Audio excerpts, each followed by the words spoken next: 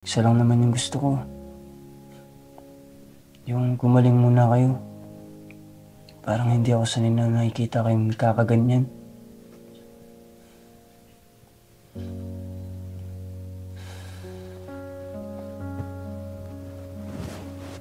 Andres.